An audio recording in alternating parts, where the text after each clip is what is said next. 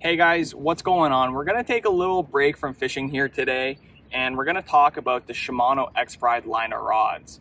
Now, I've had a chance to fish these rods since they came out, and they since then have become my go-to rods in my boat. A couple things that stand out with these rods is they're super light, and for such a light rod, they have tremendous power due to the high power X graphite construction in these blanks. So there's three models that I have here that really stand out to me and that I find myself using the most. And the first one is the 7'2" medium heavy Shimano Expride. This is my go-to rod for moving baits with a single hook, whether it's something like a bladed jig, a swim jig, or spinner bait. This is my go-to rod. It's great for casting far distances, but also great to roll cast around cover. The second model here is a 7'2" heavy, so a little bit heavier action of a rod, and this is my go-to jig rod.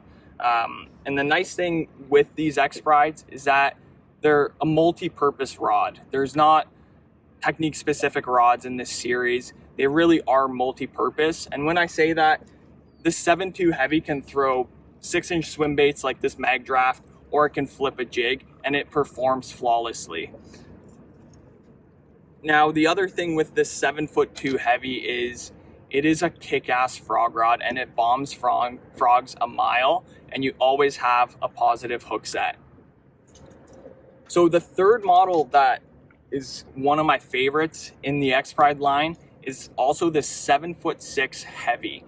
So this is my go-to flipping rod from as shallow as 12 inches of water to as deep as 15 feet fishing over top of weeds. So whether you're up shallow flipping junk and punching mats, it really is a good rod for that 3/8 to 3/4 ounce range.